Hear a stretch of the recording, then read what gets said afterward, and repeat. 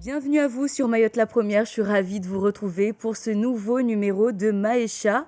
Si vous avez envie de créer votre entreprise ou si vous êtes déjà chef d'entreprise, cette émission elle est faite pour vous. On va même vous accompagner pour créer. Aujourd'hui, il faut oser entreprendre malgré tout. Bon déjà, c'est très difficile d'aller jusqu'au bout de son idée, de créer si on n'a pas beaucoup d'accompagnement, si on n'a pas beaucoup de motivation ou si on n'est juste pas là pour personne pour vous aider. Imaginez, en plus de tous ces problèmes, il y a la crise qui vient rajouter encore plus de problèmes à ça et nous démotiver pour créer notre entreprise. Notre invitée du jour, elle va nous dire que malgré tout, elle va nous démontrer également que malgré tous les problèmes qu'on peut rencontrer dans la vie de tous les jours, si on aime son entreprise, on va jusqu'au bout. Et nous serons également avec une professionnelle de la CCI qui va pouvoir nous accompagner, nous donner les bons numéros, surtout les bons conseils pour entreprendre. Vous avez l'habitude de la voir souvent dans la météo, puisqu'elle fait partie également des visages de la météo sur Mayotte la Première. Et aujourd'hui, vous allez la connaître en tant que chef d'entreprise.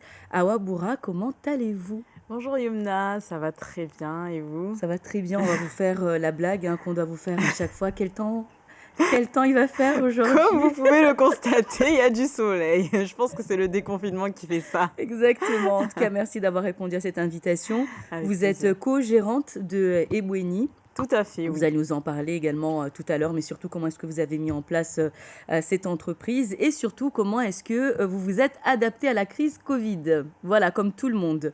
Nous sommes également avec Bastua Maliki, responsable financement à la Chambre de commerce et de l'industrie de Mayotte. Comment allez-vous? Bonjour Yumna, ça va très bien, merci. Et vous? Ça va très bien. Merci également d'avoir accepté ce rendez-vous. Merci à vous pour cette belle invitation. J'espère qu'aujourd'hui, on va pouvoir motiver un petit peu plus, surtout les femmes qui ont voulu entreprendre et qui ont été démotivées à un moment donné de leur vie. Et vous allez nous dire qu'à la CCI, il y a plein justement de professionnels pour nous accompagner, mais surtout beaucoup de services qui peuvent nous permettre d'entreprendre comme on veut et d'aller jusqu'au bout de notre rêve. Exactement. Alors, Awa, parlez-nous d'abord de Ebweni. Alors, Ebweni, c'est une petite boutique qui se trouve en Petite Terre, donc de cosmétiques naturels dans un premier temps. On a longtemps été dans le cosmétique naturel pour faire adhérer à plusieurs personnes, pour ouvrir un autre service, du moins à Mayotte. Ensuite, maquillage. Donc, nous vendons du maquillage et également des prestations maquillage à domicile et à la boutique, bien évidemment. En nouveauté, le remodelage du corps. Donc, on commence avec un large panel déjà du remodelage du corps. Alors, se lancer, déjà, c'est pas simple, on l'a dit au début, mais pourquoi avoir choisi cette branche, le naturel? C'est pas facile de convaincre au début, non? Alors, en fait, pourquoi le naturel? Parce que tout bonnement, nous n'avions pas... j'ai pu constater qu'en arrivant sur Mayotte, nous n'avions pas en fait de choix pour les cheveux afro ou caucasiens ou mixtes. Voilà. On n'a absolument pas le choix, on a juste le choix du commerce, traditionnel. Donc, en métropole, on est déjà avancé, donc on est dans le naturel, dans le nappy, dans prendre soin de ses cheveux au naturel. Donc, nous, on a voulu ramener cette tendance ici. Et du coup, de ce fait, ramener réellement des produits adaptés pour tous les types de cheveux, mais 100% naturels. Et pour le corps aussi, parce Exactement, totalement, pour le corps, pour le visage, donc 100% naturel. Et c'était pas compliqué, les clientes ont adhéré tout de suite? Alors, non, parce qu'en fait, déjà, on a le packaging qui change, on a la forme du produit qui change, alors qu'on a plutôt l'habitude de voir des bouteilles, ça nous est arrivé, hein, mais pourquoi vos shampoings ressemblent à des savons? Parce que c'est des shampoings solides, donc en concordance avec l'écologie, l'environnement, donc suppression des bouteilles plastiques. Donc finalement, elles y arrivent de plus en plus à y adhérer, d'autant plus que c'est économique en même temps, parce que la bouteille de shampoing, quand on la verse sur notre paume, eh ben, on en verse, on ne sait pas si on en On en verse met beaucoup assez trop et ou pas. Voilà, donc on en met à foison et du coup, on en gaspille et du coup, on ne le conserve pas trop. Contrairement au shampoing solide qu'on va juste poser sur les cheveux et dès que ça mousse, ben, hop, c'est bon, c'est fini. On repose le petit shampoing solide. ben voilà, en tout cas, elle nous en parle avec beaucoup de passion. C'est quelque chose Totalement. qui vous a aidé, en tout cas, à aller jusqu'au bout parce que c'était pas facile Totalement. au début. À un moment donné, qu'est-ce qui a voulu ou qu'est-ce qui aurait pu vous empêcher d'aller jusqu'au bout pour créer votre entreprise? Alors, à vrai dire, je peux pas dire qu'il y a quelque chose qui a pu m'empêcher, qui Qui a pu vous... qui Ouais. aurait pu m'empêcher d'y aller. Non, non, parce que j'avais la détermination déjà. Donc, de un, oui, il faut l'avoir, la détermination, et ne pas se décourager par la première embûche, parce que oui, on a eu des embûches, parce que oui, nous sommes deux. Nous avons eu des embûches, donc que ce soit familial, que ce soit trouver un local, que ce soit aussi financier. Donc oui, aujourd'hui, quand on regarde derrière, on fait une petite rétrospective, on se dit, ah finalement, c'était pas grand-chose. Oui, sur le coup, on se dit, oui, c'est dur quand même. Mais finalement, Vous êtes allé ça jusqu'au va. bout. Oui, ça va. Alors, Bastua, si comme beaucoup, je sais que beaucoup, même si c'est compliqué d'imaginer pouvoir créer en ce moment avec la crise sanitaire, si beaucoup ont envie d'aller jusqu'au bout de leur idée et de se lancer, qu'est-ce que vous leur conseillez de faire en premier? Alors, avant tout, il faut faire une étude de marché et travailler son business model. On a beaucoup d'entreprises qui viennent d'emblée demander du financement alors qu'elles n'ont pas travaillé leur étude de marché, elles n'ont pas fait de business plan, elles n'ont pas fait de modèle économique, ce qui fait que ces entreprises-là sont perdues. Ces porteurs de projets-là sont perdus parce qu'elles n'ont pas de visibilité. Demain, vous demandez un financement, mais si votre banquier vous demande c'est quoi votre politique commerciale, c'est quoi la stratégie qui a été mise en place, si vous n'allez pas y répondre, vous ne pouvez pas avoir de levée de fonds. Donc, avant toute chose, c'est cette partie-là qu'on va travailler en premier lieu. Étudier le business model, faire un business plan, faire l'étude de marché et en fonction de ça, on va faire la levée de fonds pour aller chercher les financements. Alors, il y en a qui peut-être qui vont pas comprendre ce que c'est ou à quoi ça sert l'étude de marché. C'est ce qui va quand même nous permettre de savoir si l'entreprise ou si le business qu'on va lancer est viable ou pas. C'est ça, exactement. L'étude de marché, ça consiste à regarder notre secteur, c'est quoi, qui sont les concurrents qui sont dans le secteur, qui sont les clients potentiels qui vont adhérer aux produits, aux services que vous allez proposer. La politique commerciale que vous allez mettre en place, ça consiste en quoi? Peut-être vous allez baisser vos prix par rapport à vos concurrents. Peut-être que vous visez plus une partie innovation que votre concurrent n'a pas. Donc vraiment, c'est cette partie-là qu'il faut étudier avant de mettre l'entreprise en marche. Et ça, on le fait avec vous ou je dois le faire toute seule? C'est un accompagnement que nous faisons. Moi, c'est quelque chose que je fais pour les entreprises en création qui viennent. Donc, on fait le business plan et l'étude de marché avant d'aller demander un prêt bancaire, par exemple. Donc ça, c'est la première chose à faire. J'ai l'idée en tête. Je viens vous voir directement. Et ensuite, on met en place toutes ces démarches. C'est ça? Et après, on continue. Donc, il y a des formations et un accompagnement, etc. Awa, vous l'avez dit, vous avez eu quand même des difficultés. Enfin, vous avez des difficultés comme tout le monde à trouver un local, etc. Et tout le reste. Mais en aucun moment, vous vous êtes découragé. Vous avez parlé aussi tout à l'heure de l'accompagnement familial.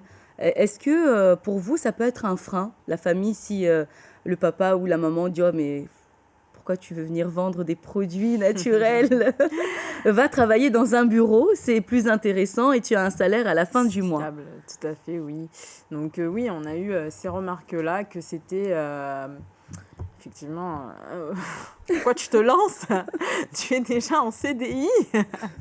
En plus, on est en CDI à ce moment-là quand vous vous lancez. Donc non, comme je le disais, c'est vraiment une question de motivation. Oui, j'ai eu des remarques, j'ai eu... Ah, mais de toute façon, pourquoi? Ne fais pas, enfin, pas ne fais pas, mais ça sert à rien. Il y en a plein déjà qui se... Non. De la part de la famille ou des amis ou peut-être des potentiels concurrents qui auraient pu se sentir en danger ou Non, les concurrents, parce qu'on a bien gardé le secret quand même.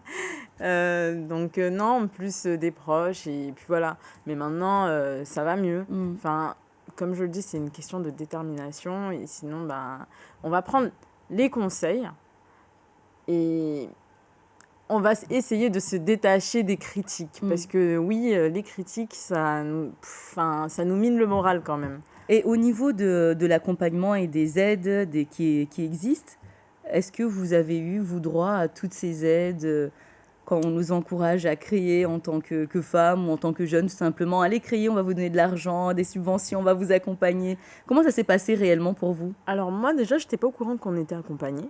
Donc j'ai fait des économies en amont avec ma sœur. Donc on a fait des économies pour investir dans la nouvelle entreprise. Et c'est par la suite en fait que j'ai découvert qu'il y avait des accompagnements grâce à une amie qui travaillait à Créa Pépite. Donc elle nous a aidés, elle nous a un peu accompagnés à faire notre business plan, toute la petite paperasse en fait à faire avant de demander les subventions. Donc ensuite on est arrivé à la CCI. Donc la CCI a pris le relais.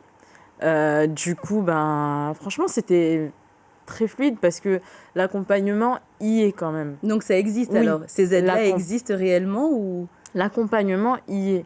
Parce que comme j'ai la détermination, donc j'y allais tous les jours jusqu'à ce qu'on me connaisse. Je suis là. Voilà, exactement. Et donc, vous n'avez pas eu de problème, parce qu'on entend souvent des gens qui peuvent se décourager en disant « oui, on me demande trop de papiers » ou « on me demande trop de choses ». Mais c'est la détermination qui veut que... Ok, tu me demandes ce papier-là, je te le trouve tout de suite, il est là, voilà. Donc oui, l'accompagnement y est. Moi, par exemple, si j'étais perdue dans une paperasse, j'y allais, je leur disais, mais moi, je comprends pas ça, voilà. Et du coup, ils me guidaient, et voilà, c'était... Pour aller jusqu'au bout. Exactement. Bastua, si justement, je sens que j'ai une superbe idée, mais j'ai pas beaucoup de temps, ou j'ai peur aussi, parce qu'il y a la peur aussi de se lancer vers un nouveau défi. Par exemple, elle vient de nous dire, ah ouais, elle avait un CDI, mais il y en a par exemple qui travaillent pas ou qui ont peur de laisser ce CDI, qui n'ont pas l'accompagnement familial à côté. Est-ce qu'il y a des formations que vous mettez en place? Est-ce qu'il y a des accompagnements spécifiques justement pour les personnes qui doutent un peu de leur projet? Alors, on a une formation 5 jours pour entreprendre. C'est vraiment 5 jours pour le porteur de projet, pour qu'il voit comment c'est déjà une entreprise. Ce que je disais tout à l'heure, là, dans la partie étude de marché, il va voir comment on va faire cette étude de marché-là. Regarder les notions, par exemple, comptable, comment c'est fait un bilan, comment c'est fait un compte de résultat. Mais surtout, on va travailler sur le comportement du chef d'entreprise. C'est-à-dire comment être un bon chef d'entreprise, comment être un bon leader. Un chef d'entreprise, il doit faire quoi? Il doit s'informer, il doit aller chercher des informations, il doit être là pour ses salariés. Donc vraiment, ces 5 jours pour entreprendre permet aux porteurs de projets déjà d'avoir une visibilité sur l'entreprise, sur le monde entrepreneurial, comment c'est d'être un entrepreneur. Et à la suite de ça, on peut travailler en profondeur sur ces idées-là et faire en sorte que la personne ait plus confiance en elle. Parce que surtout, par rapport aux femmes, c'est quelque chose qui revient beaucoup. Les femmes, elles ont ce manque de confiance parce que justement, elles se disent « Ah oui, ça va être compliqué, mon entourage n'a pas forcément envie de me suivre là-dedans. Ils vont me dire que c'est plutôt un domaine pour les hommes, alors que non, tout le monde a sa place, d'autant plus à Mayotte où c'est quand même les femmes qui dominent. » Donc vraiment, c'est ce travail. Mais c'est vrai. Donc c'est d'autant plus on va travailler vraiment en profondeur cet aspect-là pour que la personne se mette en confiance et qu'on puisse travailler vraiment sur son projet. Mais avant tout se passe dans la tête quand même. Est-ce que vous pensez que c'était plus difficile pour vous, Awa, justement parce que vous êtes une femme, dans l'acceptation, par exemple, des personnes qui auraient pu vous accompagner, qui auraient pu mettre de l'argent, qui auraient pu investir avec vous, dans la confiance pour avoir le local, dans l'acceptation tout simplement de la famille. Est-ce que vous pensez que c'était plus difficile parce que vous êtes une femme ou ça ne change rien? Franchement, je l'ai toujours pensé que nous, les femmes, on était toujours mises en difficulté par rapport aux hommes. Et je l'ai vu. je l'ai vu malheureusement. Donc oui, on nous met toujours quand même des bâtons dans les roues parce que nous sommes des femmes. Donc autant sortir du lot et se dire que c'est bon, on laisse ça de côté, c'est pas grave, ok. Ça a été une force au contraire pour vous? Exactement. Alors, beaucoup vivent des difficultés en ce moment. On l'a dit au début de l'émission, la crise Covid a vu quand même la fermeture de beaucoup d'entreprises, mais a vu aussi de nouvelles entreprises qui se sont mises en place, surtout tout ce qui est Internet, la vente emportée ou autre. Qu'est-ce que ça a changé pour vous, la crise? Parce que vous aviez quand même ouvert un petit peu avant. Vous avez mis en place un nouveau service, je crois, juste avant le retour des confinements. C'est exactement ou juste ça. avant le retour du premier confinement. Oui, c'est exactement Comment ça. est-ce que vous avez vécu, vous, cette crise-là avec votre entreprise? Alors, disons que nous, on a mis en place des prestations. Donc, des prestations qu'on peut faire qu'en boutique, bien évidemment, donc qu'on ne peut pas dématérialiser, malheureusement.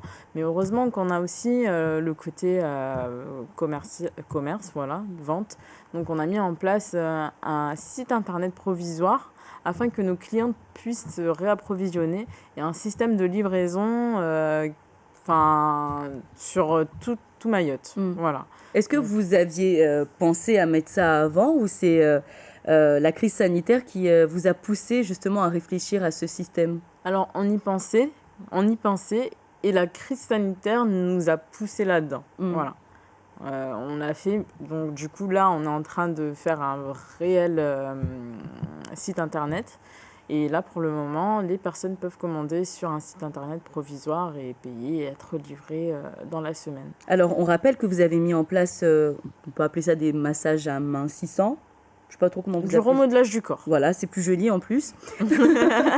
Juste avant qu'il y ait le confinement, qu'est-ce qui se passe dans votre tête à ce moment-là? Vous vous dites quoi quand on est entrepreneur et qu'on a mis beaucoup d'argent, beaucoup de temps aussi?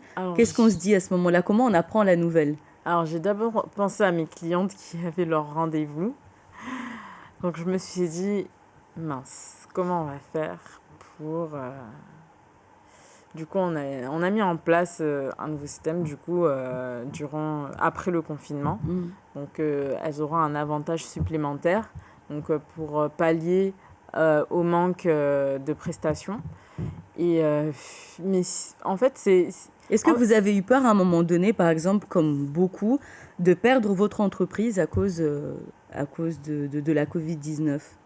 Des restrictions, du fait que vous devez recevoir moins de monde? Est-ce que... En fait, j'ai pas eu cette peur-là de perdre mon entreprise. Parce qu'en fait, on prévoit quand même. On prévoit. Donc, nous n'avons pas frôlé cette peur-là de perdre l'entreprise. Mais par contre, on a une clientèle qui aime venir à la boutique. Sur place. Voilà. Qui n'aime... En fait, Mayotte a un côté très traditionnel. C'est-à-dire, on veut toucher, on veut voir... Alors que nous, la génération qui arrive, là, ça nous gêne pas d'acheter sur Internet. Ça, au contraire, on est là à la maison, hop, on regarde. Et puis voilà, tout simplement. Alors que là, la clientèle, elle aime venir à la boutique, regarder, bien sûr, avoir du contact. Alors que cette épidémie-là, elle nous coupe dans tout ça, en fait. Ça a changé quelque chose pour vous?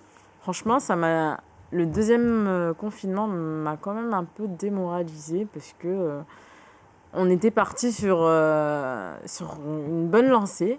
Et là, on a été pris de court, d'autant plus qu'en Petite Terre, on a été confinés avant la Grande Terre. Donc du coup, c'était un peu plus compliqué. Voilà. C'était un peu plus compliqué. On avait le couvre-feu. Enfin, on a vraiment ressenti crescendo que c'est... Et pareil, là, le soir, vous êtes à la maison comme tout le monde. Vous apprenez la nouvelle. On vous dit, bon, à partir de demain, c'est confiné ou il y a le couvre-feu. Vous êtes chef d'entreprise. Vous savez que vous avez des charges à payer. Vous avez un loyer à payer. Enfin, vous avez plein de charges. Et vous vous dites quoi à ce moment-là? Mais est-ce que c'est pas plus facile de fermer ou Non. Vous vous dites quoi à ce moment-là? Est-ce que je me suis pas dit non, vaut mieux comment fermer. je vais faire Voilà, je me suis juste demandé comment je vais faire Et par la suite, on a écouté, au fil des jours, on a écouté ce qui allait se mettre en place, parce que oui, l'État ni le département ne nous laissent pour laisser pour compte, quoi. Et du coup, on écoute et on se dit, bon, peut-être qu'on va avoir les aides. Vous avez eu les aides? Alors, les aides Covid, on les a pas eues pour le moment, malgré le fait qu'on se soit renseigné, qu'on ait suivi les webinaires, moi, dès que j'ai vu que en fait, la CCI ou le conseil départemental remettait en place leurs aides, moi, j'ai appelé directement, mais malheureusement, je suis tombée sur... Non, pour le moment, non, on en parle, mais ça va arriver. Ça va arriver. Bon, ça va arriver. Alors, donc, justement, Bastua, on sait qu'en ce moment, à la CCI, il y a des personnes qui peuvent nous accompagner. Si on est comme Awa et que, pareil, on a envie de se renseigner par rapport à cette crise, comment on fait? Alors, effectivement, il y a la cellule de crise qui a été mise en place avec des numéros où on peut appeler, par exemple, le CFE, on peut appeler le service financement que moi je gère et on peut appeler aussi la cellule d'urgence.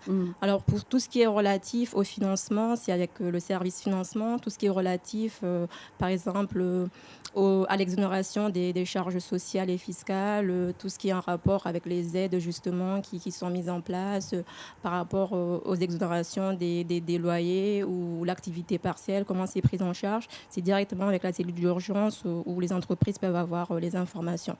Mais pour rebondir tout à l'heure, ce que disait Awa, c'est vrai que par rapport aux aides Covid, pour le moment, il n'y en a pas forcément. Il y a le fonds de soutien du gouvernement qui a été mis en place pour les entreprises mahoraises. Donc, un fonds de soutien qui est à 3 000 €.